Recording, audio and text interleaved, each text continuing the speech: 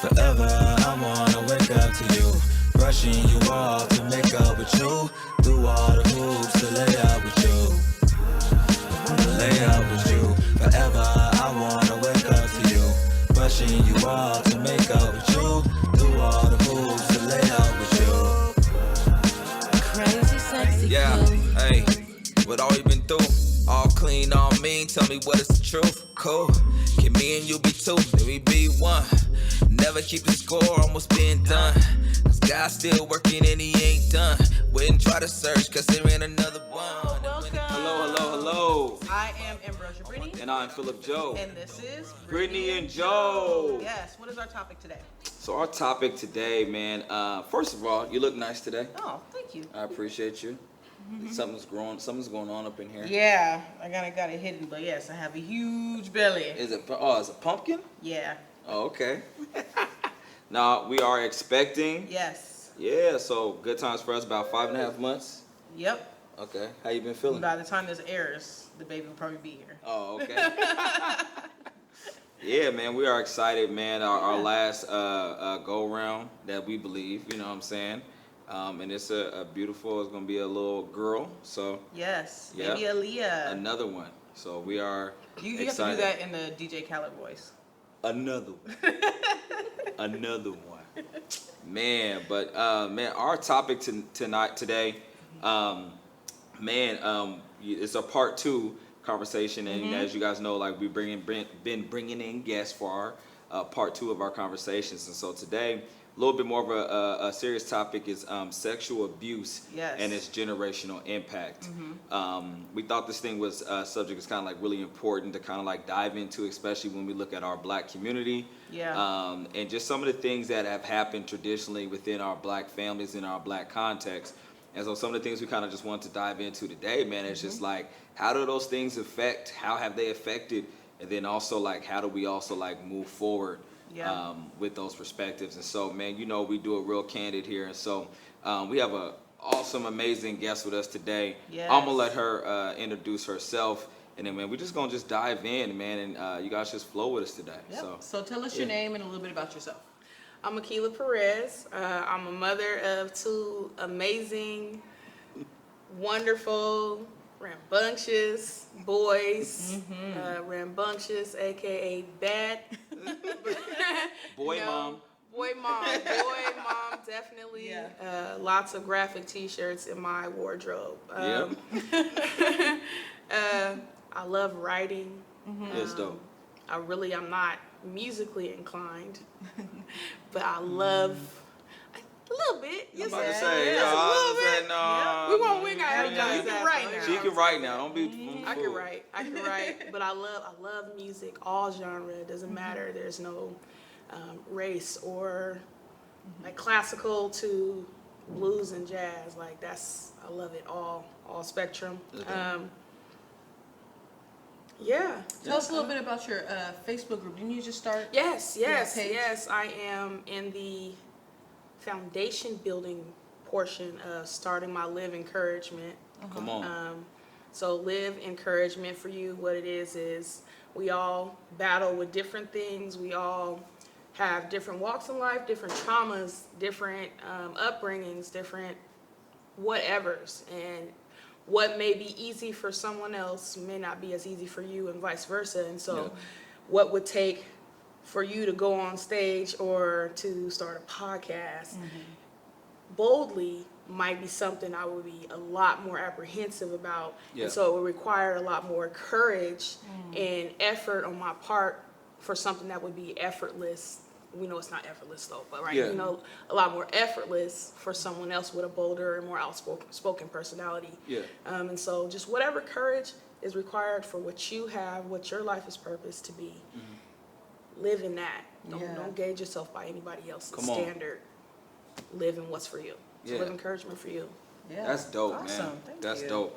I think one of the things that's mostly impactful about what you said was about, you know, a lot of times we look at stages, we look at mics, we look at audiences as being like that's what validates a perspective or like makes it feel like valuable. But like hearing what you're talking about is more so about like, man, even if it's that one-on-one, conversation you may have had with somebody that nobody else besides you and that person may have known. Like that could be so impactful to that life. You know what I'm saying? Yeah. And so that's just dope, man. And that's why I just think I know, that's what makes it even more bigger and more special. That you are here just to be with us today, man. And so just want to send you just love, man, and shout you out, man, and just thank you for being here today. Yes. Yeah, so we're gonna journey together. So, goodness, and as deep as you want to go, we just flowing, right? Yeah. So,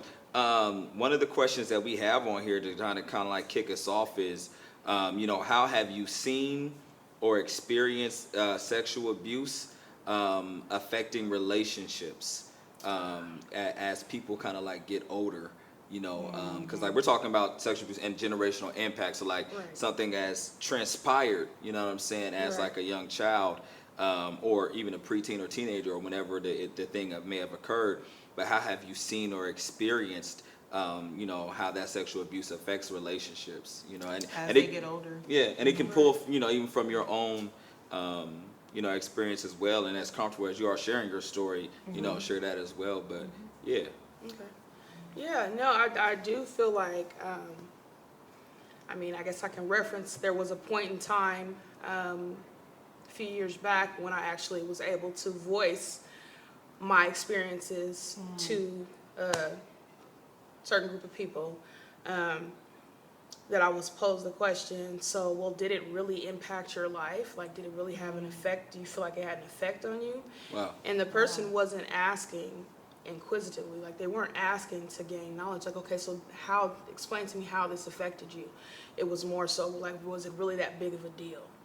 And it's downplay. Exactly, to downplay. And it's, regardless of if you believe or not, right? So just respecting the fact that obviously it hurt me, and this question was imposed to me as a way to kind of like, well, was it really all that bad? I really do know for a fact that it affects relationship. It affects relationships as far as the dynamic between your family, so parent, sibling, cousins, people who you're supposed to be safe with. It affects the dynamics in your romantic relationships. It affects relationships with new friendships, with the way you parent. Wow. So, because at some point when it all happens, I will speak from a personal.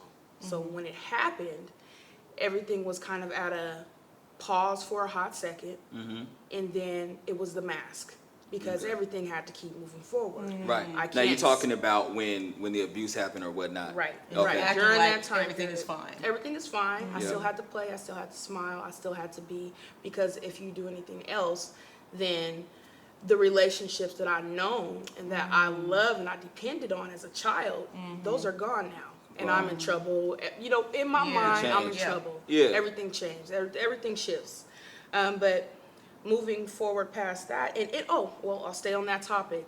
As far as who was supposed to protect me, those relationships, the people that I felt safe with, the people that I went to as a child, and the response that I received during that time, it shut me up. And so it affected the way I trusted and the things that I spoke to people I trusted or thought I could trust, and kind of alter my view on, hey, so this is an adult, this is somebody that I can go to and they'll help me. I didn't feel that anymore. So let me pause you. So what you're basically saying is like, what happened was like this thing like happened to you, but out of fear of how dynamics could change of relationships if I share this. Right. If I let the cat out the bag or whatnot, dynamics of relationships could change, and maybe I can lose some semblance of normalcy that I may have had with either, with my different family members and different things. I could lose that if I let this out the bag. Right. I think that was one of the things when we thought about the subject, was more so like thinking about that, like how that happens a lot of times, especially in like our black families, you know what I'm saying? Like kind of like just being quiet just to go ahead and just like what they call that, the go along to get along type of thing.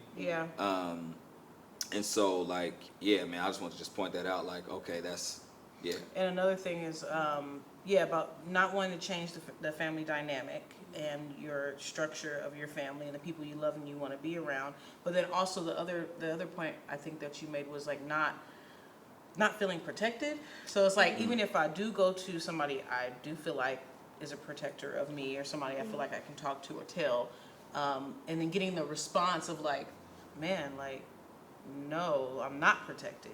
And Right. not feeling, so then it's like, well, if this person that I can trust, I feel like I can trust, that's supposed to protect me, just shuts me down, why would I go to anybody else? Right. You know what I mean? Because that was the one person that I felt like I could talk to. Right. Right. So not only did the thing happen to me, but then like I come after that, I come to this big realization that, and You Yeah. better not tell nobody. yeah, Yeah. right. Yeah. Okay. Yeah. You better I not just tell had to apologize, nobody. but yeah, I'm sorry. Yeah. No, no, definitely, all of that. And then also the fear of losing the relationship. At the time, my father was still alive, and I know, that was one protector I could bank on that I know there would have been a response, Right. Yep. but at what risk? Because he wasn't going to talk to anybody. There wasn't going Yep. to be a police call. There was not, none of that was going to occur. And then I Right. was going to lose family and my dad. Wow. Yep. And so, but the other relationship portion that I know that it weighed heavily on was romantic relationships later in life, and being touched. Yeah. You know what I'm saying? Being touched in any type of way between a man and a woman. You know what I mean? We're not going to get into whether or not that should have been happening at these times. No. but- We just talking about You we know good. what No. I'm saying? Yeah. It's life, like man. having That's a what happens. romantic Yeah. Have relationship. a romantic relationship, you feel disgusting. You feel let's just be completely blunt. You feel nasty, and then so the thing with this person you really like, you really feeling, and that you guys have decided to go to this next step. Now we're entering into this next phase, and I want to be able to relax and give myself in this situation. But every time we get there, this is what this felt like before. Wow. This is what this felt like before. Wow. And then Yeah. so now everything's Shut down. shut down. Yeah. And it's, you know what I mean? I can't express. I'm 37. Yeah. And it plays still to this day, right? Yeah, and I think one of the things that I would say is just like, or a question I would have is like, how many of our black girls within our families, have had to deal with that, and then have to put on this mask, and then it affects their ability. Yeah, and then how does that manifest? You know what I'm saying, for them as they become after puberty hits, or I'm saying, I'm liking boys now. Like, how does it manifest itself afterwards? Now, I think sometimes we look at a lot of our the outer actions from some of our young ladies, and we begin to point fingers and say, "Oh, look at that behavior." You know what I'm saying? She's Oh, just look at that. fast. She just fast. But we never ask the question of like, What happened? what to happened? How did she get Yeah. here? You know what I'm saying? Or what, like what happened to baby girl? You know what I'm saying? And where was how was the ball dropped? You know what I'm saying? Yeah. Like, who dropped the ball with her? You know what I'm saying? And then and not just saying that, you're gonna, And not just to place blame, but Yeah. to also That's just what it ends up realize. doing. Sorry, it's like bugs flying coming after me. I'm gonna start that over. And so not just to place blame, but also to figure out like, okay, well, what happened to this person? yeah, Why are they behaving in this way? Something must have happened to them. Talking to them, having open dialogue, and being able to let them speak their truth without Yeah. shutting them down. yeah, Right. Whether you're the parent, you know what I mean, or a family member, or you were in charge of that person at the time, and because you don't want to feel, Guilty. Yeah, Because like, naturally oh, you feel yeah, some because type like, of it's guilt. my responsibility, so no, that didn't happen. That couldn't happen because I made sure you was this, and I made sure you. But like, no, this is their truth. Like, you didn't know, you didn't know. Yeah. Or maybe there were signs, but you didn't believe it. So you have to admit that as a parent or as a Yeah. guardian or as an adult to be able to get to reach that point of being able to heal and to be able to not make the same mistakes generationally. And just not talking about it is not working. Yeah. It doesn't work. The silence definitely continues to perpetuate the issue.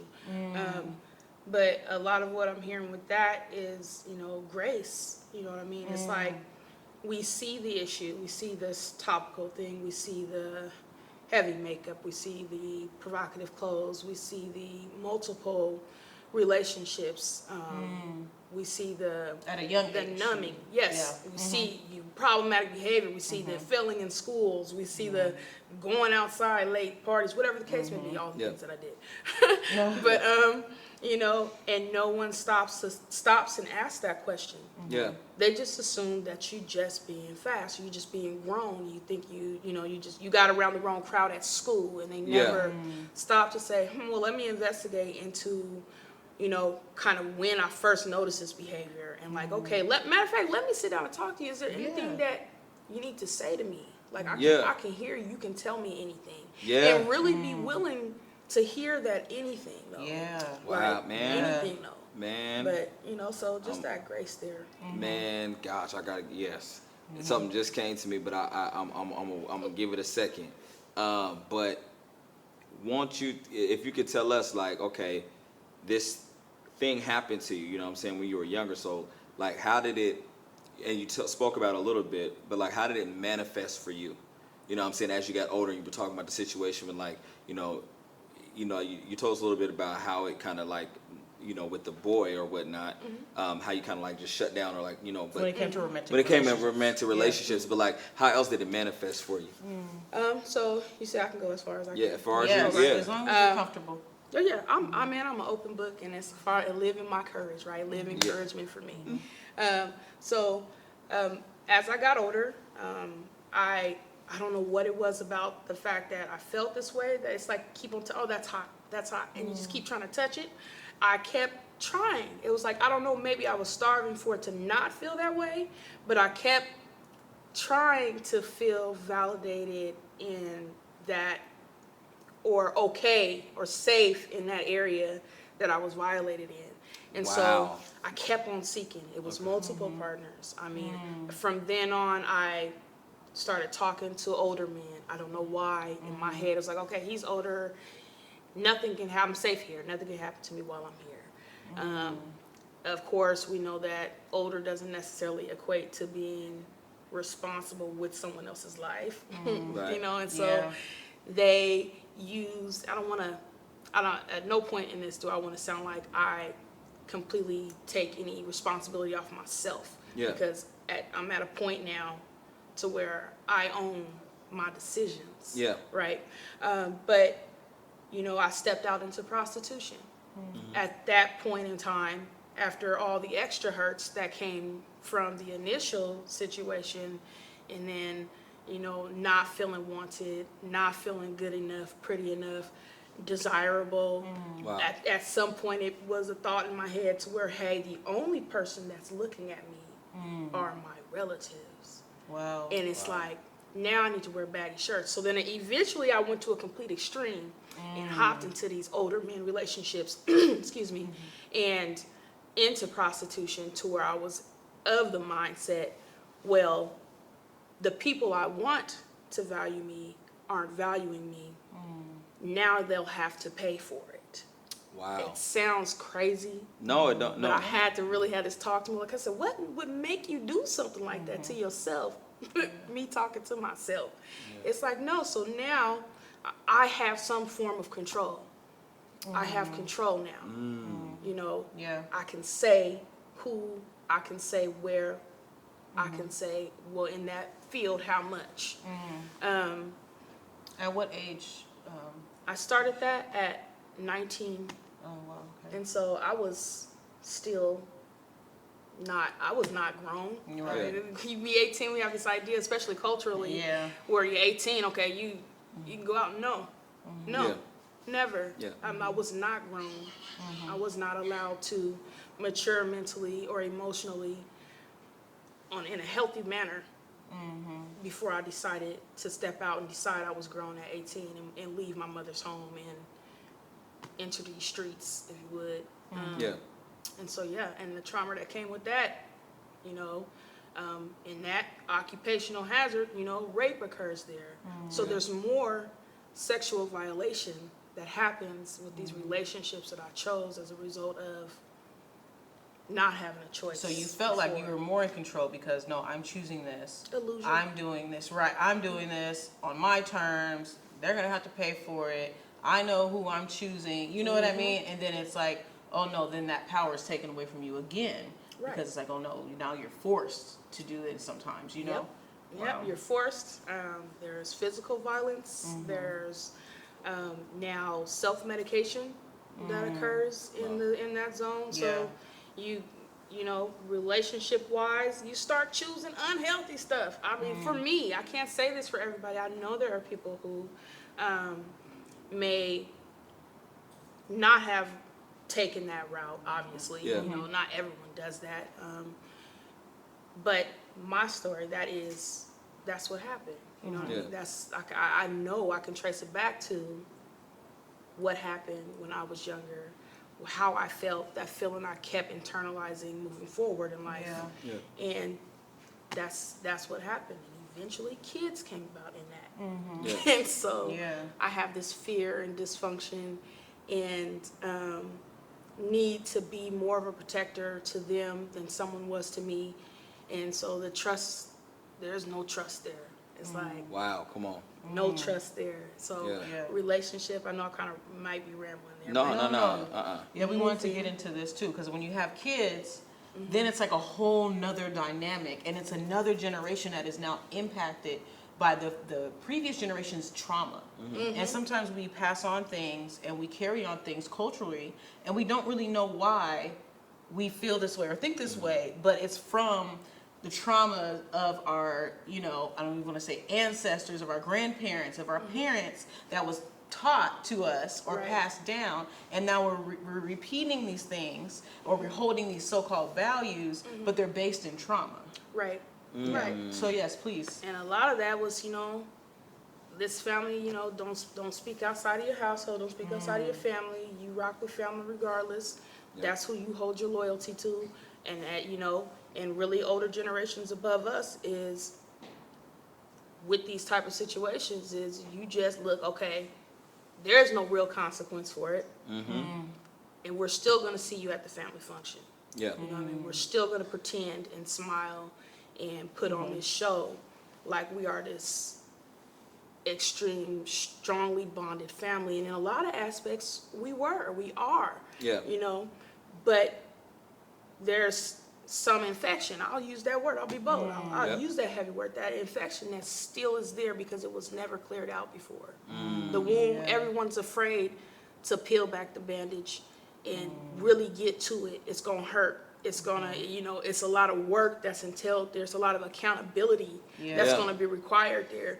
No one wants to do it. Just call it lazy. No one wants to do it. We're going to pretend like it didn't happen. Wow. And don't tell Or them that it wasn't a big deal. Or it wasn't really that serious to you. Right. Exactly. Wow. So I need to downplay because, like, we don't want to admit that this has happened. And then, like you said, some of that stuff is, like, lazy as far as, like, you know, I don't want to do the work it may take in order to heal. Healing work takes work. You know what I'm saying? It's an intentional process. Right. You know what I'm saying? You don't just accidentally get healed. You know what I'm saying? It's a process that you have to be intentional about. You know what I'm saying? And I think one of the processes is that is to, first of all, accept that hurt has happened before you can say and be intentional about healing. And some people are like, I'm not willing to accept that this has happened. And then even if it has, you'll be fine. It's all right. Because this big dynamic that we have, like, I don't want the charade to, or the layers to be peeled off. So we can kind of just let this. We don't know how deep this goes. We don't know how deep this goes. You know what I'm saying? And so I'm afraid of the process. You know what I'm saying? Because what else will come out of it? Fear-based. You know what I mean? And it's like, and that's where we can get the real healing from, is by actually talking about it, like what you did or this situation, whether it's the abuser, whether it's a family member that you feel like should have protected you, and like talking about it, and then being able to realize, man, like I contributed to the hurt of this person. Yeah. And being able to say, I'm Accountability. sorry. Yeah. Right. And then also changed behavior. And I think that sometimes because culturally, yes, we tend to not want to talk about stuff, and then it keeps happening. You know what I mean? And then we don't think, because we're thinking about what happened to ourselves, but then it's like, oh gosh, 10 years has gone by, and you don't realize they did this to somebody else too. Right. You know what I mean? Like, so now we have to open up our mouth. Yeah. Now we have to. Well, now we Right. got to, or now we gotta. You know, well, I understand. I feel your pain, but this is where it stops. Like, okay, validating, but like you Okay. said, with no change behavior. Yeah. You know what Yeah. I mean? So, Yeah. what's the point? And that's the accountability piece as Right. well. Because then if nobody knows, how can you, if I don't know that so-and-so in the family is doing this, how am I supposed to protect my child from them? Yeah. Exactly. And nobody wants to talk about it. Exactly. Oh, that was like 10 years ago. Oh, but you don't know about the person that was last year. Yeah. Or you Right. don't know, because nobody About wants to talk outsource, about because it. they're bolder Yeah. and now bolder and bolder, and now stepping outside of their beginnings, Yeah. and into a broader pool of potential victims, Yeah. potential Yeah. people who are vulnerable. I don't want to declare myself a victim or nobody else. You are definitely a conqueror. Yeah. But yeah. you know, just that, and then this mentality that you grow up with is like, okay, I wish somebody would touch mine. Yeah. But in that same breath, you got people, I wish somebody would touch mine. But then you've gotten this kind of He-Man protector, like, look, I'm gonna shield you. But you've also picked up the negative aspect of your generational, of what they've passed down, and what people before you have passed down, of blinders. And so I wish somebody would touch this, but I'm gonna pretend like I didn't see it, so I don't have to Wow. actually address that. Yep. Because I know that didn't just happen. I know that they're safe there. I know he would never. It could be different relationships. Yeah. You think you know this person, and you now bring them into your home, and you have kids, and not something I can relate to, but you know, bring them into your home, and something's going on with your kids, but you have this kind of, I don't want to call it a curse. You have this root, right, that's there of, well, no, that couldn't possibly be happening because I know Yep. I chose carefully, The denial. Wow. Yeah. right? So Yeah, I chose carefully, so there's no way that this can happen. There's no way that this can happen. So like, yeah, I relate to that. We relate to that. Like, Definitely. and we kind of spoke about it too in our part one a little bit. Whereas sometimes as a parent, you know, for me, it was kind of like, you know, one of our kids, you know, just came, you know, and just was like, hey, this is what has happened to me, you know, and, you know, you're thinking like, you say, what? You know what I'm saying? How? Like how? When? No. I've been so careful. When? I've been, Like- no. You were with me. And I talked to you about this. Yes. Yeah. Y'all- Maybe You- not as often as I should, obviously. Right. But it's like we like how did we get to this right here? This couldn't have happened like on my watch. And so like as a parent, you begin to I feel like you failed. internalize. And you begin to take like, okay, man, this is somewhere a failure on my end, you know what I'm saying, as far as like how come I didn't see none of the signs, or how come they didn't feel like they could talk to me, or like, you know. And so when one of our kids was coming out giving us all this information and stuff, like the night that it was kind of like given, man, like I'm just dead quiet. You know what I'm saying? It's like, what do you say? I think the only thing I was able to say was like, is that everything? Like, because basically what I was kind of saying was like, I need everything out on the table So right I can now. process it So all. I can process Yeah, all at one yeah. time. Please don't let it be a week later and come back. And there's more. Look, Yeah. let's And there's do some this more. now. You know, like It's okay if you need to. it's okay if But you need please tell to, me but everything. please, as a dad, just go ahead and peel the Band-Aid off for dad. You know what I'm saying? And so I think I dealt with a lot of those different emotions as far as like, you know, is it my fault? How did I allow this to happen? You know, and then what are going to be like our steps going forward or whatnot? Right. And it's tough when it's from like, you know, child to child. You know what I'm saying? Yeah. And I think we don't recognize that enough. Yeah. Right. As adults, like, oh, protect. Especially when we were younger, it was like protect stranger danger. You know what I mean? It's like Wow. About the these familiar. ain't strangers. It ain't the stranger. What about And the then- familiar and then dangers? sometimes they're not just adults. Yep. You know Right, what I mean? right, So it's right. like, okay, we need to watch our kids. Mm-hmm. Like, we need to watch our kids. We need to have conversations. When you have family members come over and stuff like that, like, we need to have those type of conversations. Like, hey, this is not okay. This type of touching is not okay. Even with Titus, he being so young, I still like make sure I have those Train him, conversations. yeah. Yeah, Yep. like, Right. Mom, what are those? What is this? What is that? Look, you don't do this, okay? No, like, no. and explaining that to our kids as well, and then having more than just, oh, I talked to them once, 3 years ago about it. No, But it's like like really having that constant reminder, like, hey, when you go over somebody's house, remember what mommy said, remember what daddy said, and then Right. checking in with them afterwards too. Right. Yeah. So Yeah. that it's more it feels more familiar, and they're like, oh yeah, this did happen. It's funny that you say that about when they're going someone else, because this is something I battle with into that next relationship step with kids. My kids don't go stay the night at friend's house. Yeah. I feel guilty a little bit about this because I Yeah. want them to have these bonds, Yeah. but there are a few houses that they're allowed to go to Yeah. because I trust those people. I trust the heads of those houses with my kids' life, with my own life, but I trust them Yeah. with my children's life and their well-being. Anything outside of that, no, because I know that it's not just men. Yeah. That we Yeah. are in a time where there are definitely women predators, Yes. Yes. and I'm really adamant that they never look. Better be mine. Never. Yeah. I'm not gonna Yep. turn a blind eye. Yeah. Okay. So Yeah. this is not gonna be a situation to where we're just not gonna do anything about it. Yeah. But with sending them and releasing them, and it's like something I just really battle with. Like, well, Mom, can I go to such and such's house just to play video games or something? Or they're having a birthday party, and I'm like, okay, so who's his mom and who's his dad? Yeah. Yeah. Or who's the mom's boyfriend? I need to meet them. You can't go anywhere Yeah. until I know them. Yeah. And if I get in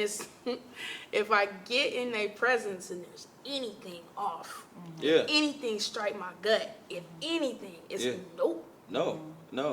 Absolutely not. And I think we need to Something's do that. off. I think that's one of the things that we kind of like lost in ourselves as a community as well. Like when it comes down to our parenting, you know what I'm saying? When I work in these different like high schools and different things, I understand that we may have dealt with some broken families, right? Some, or broken or blended. You know what I'm saying? Yeah. Like regardless of where it at, or single parent homes or different things of that nature. But I think what we have to get back to who's your mama, who's your daddy?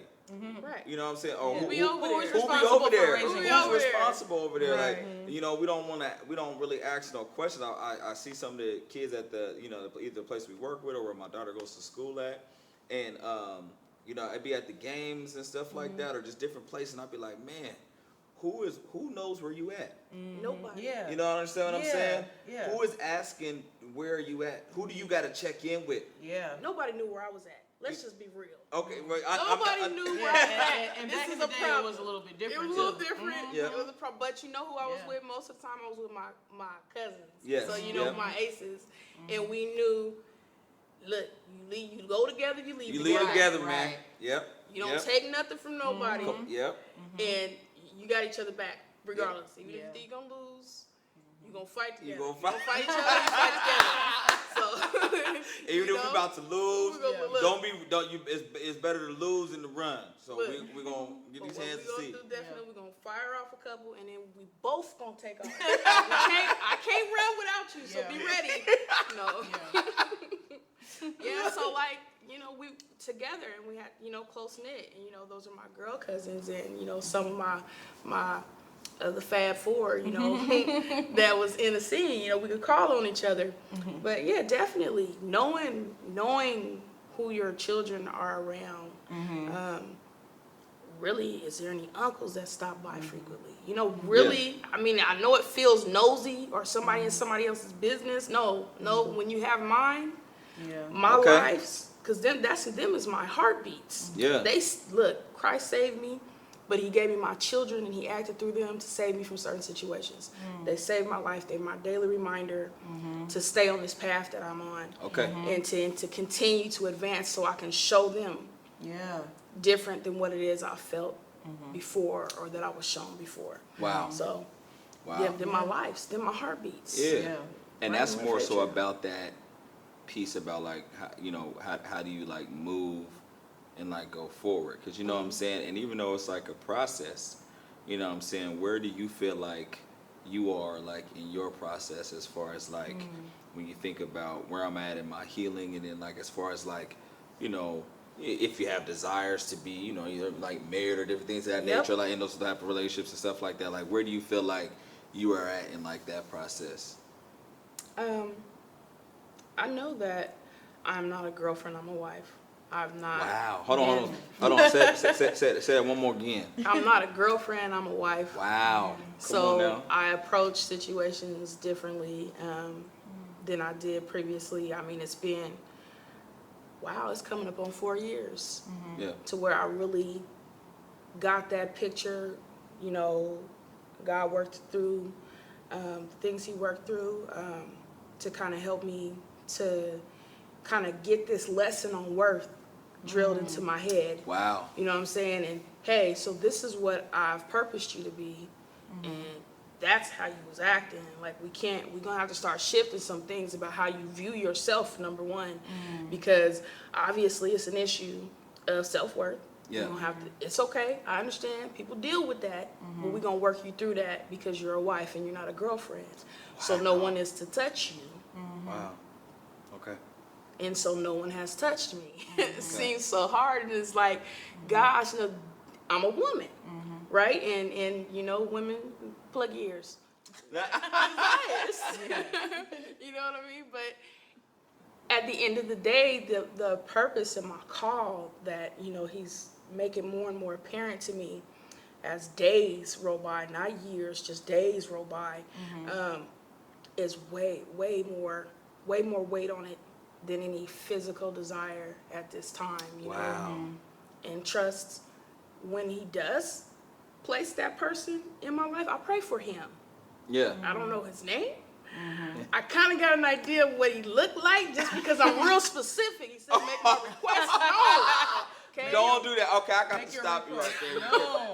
I got to stop you right there. You can't. Don't limit like that. No, I'm not limited. Okay, no, because I'm not limited. This is what I'm saying. Because it's only funny because of ambrosia. Oh my god. So like when we met each tall? other, she was just like, yeah, nah, I'm good. And she was used to like having, you know, guys way taller, athletic, you know what I'm saying, with and there's just come this thumb that just call itself like you, like, hey, you know, Like, what's your name, girl? what's your name, girl? You know what I'm saying? I like you. Yeah. Oh my god. And she was like, I never thought I would be with somebody that was like shorter than me or whatnot, and like, cause I think we about like what 2 or 3 inches taller than me. Wow. And then she liked to wear heels. Everybody's 2 or 3 She inches like, taller. right, I know. And then now she like to wear heels and stuff too, and I'd be like, come on, man. That's You okay. know what I'm Just saying? climb the mountain. That's all you got to do. You gotta have your priorities. Climb the mountain. You The gotta have point your is, priorities. yeah, She your said- so priorities she- be stuck on one she thing. settled. No, the physical. No, so the not physical. She Stop. settled. No, cause even when she introduced me to Look, her sister. I'll take Her virtues sister, over she height had- any day. Thank you. She, oh, Thank you. okay, now say that again. You I'll went- take virtues over height. They any gave you day. stilts. Okay, Your all right. morality, your moral compass, and your Don't call limit yourself. puts Know you, your worth. lift you up a little You bit. ain't gotta be tall to be a But you good don't man, still- okay? What she tell your sister before you introduce her? Said, okay, now before I introduce you to him, he is short. Disclosure? I don't want you trying to give a I don't want disclosure. you to be like I don't want you to be surprised shocked like, girl. or bringing it up constantly. That's I know. funny. Okay, let's get this on the table. I know. Short. Okay, that's it. Let's move on. She now. didn't tell me that for years. She was like, That yeah, that's how I is was It was introduced. funny. irrelevant because now you always talk Wow. about it. It was relevant back then though, right? Yes, some But yeah, looks. no, it's dope. But Yes. yeah, taking those virtues over some of those physical attributes. So my Yes. bad, you just reminded me about that, and I just like, oh It's man. true though. It No, was it is triggering true. for him. I like people Wow. taller than me, Yeah. right? I did. I really like them taller than me. Yeah. And of course, I love melanin. Yeah. Okay, I love melanin. Public So service I love announcement. the chocolate. You know, I love the face. The look like you just built a pyramid. Fresh, you said fresh. But look, fresh off so, of building a but pyramid, you- dust but- still on the But cheeks. before even all of these physical things that I like, and it's not all about looks and all of this, you know, or the material or monetary things. Yeah. It's about that drive. It's about can you, and this has been my constant for the past year and a half, 2 years. Okay. Can we study the word together? Okay. Can we pray together? Yeah. Is he gonna go worship even if I'm slacking? Yeah. Like, is he able to water me? Am I able to water him? Is he going to be a protector of both me and my children as if they were his own seed? Yeah. Like, so those are things that I pray for now. And that's what I'm going to get. Yeah. It's already been Yes. promised to me. Yes. And it doesn't have anything to do where at one point I felt unworthy of even asking for anything like that. Like, I deserve only what I get, right? Yeah. Because of all of these things that I've subjected myself to, or all these things that I've hid over my lifetime, you know, and I'm not worthy of such a request, let alone such a gift. Yeah. And so he said, well, let's get that out of your head. Number one, because that's a self-worth issue too. Yeah. Like, yes, you are worthy of all these good things, right? And you're going to be that good thing to that person. Wow. So, you know, Not just what Yes. somebody can be Wife, for not me, a but what do I girlfriend. have to Exactly. offer as well. And that reminds me about how you kind of talked about earlier when we were talking about having power being stripped, you know, in those different type of situations. And sometimes with our power goes our value as well. And so sometimes we can feel like, okay, I may not, what do I have to offer within the context of a meaningful relationship. intimate relationship. You know what I'm saying? Because when I was younger, these things were stripped from me. Yeah. And this power was taken from me, this value was taken from me. So maybe I don't need to look for meaningful, Right. you know what I'm saying, intimate relationships, because in that type of relationship, I don't really have anything to offer. Now, if Right. you're talking about some toot and boot, or just like a little one night stand, or a little get right here, this right here, like, okay, I can handle that, I can do that, because that was something that somebody had already did, you know, I've already been there with we've that. been But trained there. right, but when we talk about real intimate, and that's gonna have to be like a total new episode when we Yeah. talk about the like when we talk about like what is intimacy. Yeah. Right. You know what I'm Yeah, saying? right. And then what, you know, and how do you do that within the context of a It's relationship? so far from just the physical. So far So from far. just the physical, man. So far. Yeah. That's so easy. I mean, it's so easy. It's just Right. easy Because we do it with people we don't care about all all the time. Come on, man. It's not Yep. intimacy, right? It's not intimacy. And so, yes, man, just think about it. So if there was one thing, just before we go, like, if not just one thing, actually, not one thing, don't put a limit on it. If you was to talk to someone, like, who has been through this, you know what I'm saying, and been through those things, and, like, you know, she's a mom, or, you know, they raising kids, they thinking about being married one day, or different things of that nature, or that thing has happened to them and they haven't, like, exposed her and they ain't been able to talk about it, all the things, right? Like, what would you say to them? Like, what just pops up for you that you would just speak to them, man, like in this moment, if you had that opportunity? I would say that while speaking up is very important, right? Speaking out so that, of course, your speaking out, your testimony can help someone else. If you don't feel like bold enough, or like that's what you were meant to do, Yeah. don't let anybody else's influence speak. I don't want to be counterproductive and say, hey, no, keep your mouth shut. No. But if that's what you decided to do, Yeah. whatever you do, if you're going to speak out about it, if you're going to go and confront these people, if you're going to just tell a trusted source and have that person keep that with you and pray with you about that, and let God guide you from there, do that. Get help if you need counseling, if you need someone you don't feel will judge you or will share any information with anybody else. If you don't have anybody like that, get counseling. It's nothing wrong with that. That's the most powerful thing that you can do for yourself. Yes. Is to help heal your mind and your emotions, because everything else will follow. Yeah. In your spirit, excuse me. I would tell her, if nobody else, like, you don't even have to know me, look, live encouragement, LIVE INCOURAGE, excuse me, I'm trying to spell it out, dang Shane, MEANT.com, Yeah. excuse me, at gmail.com. Yeah.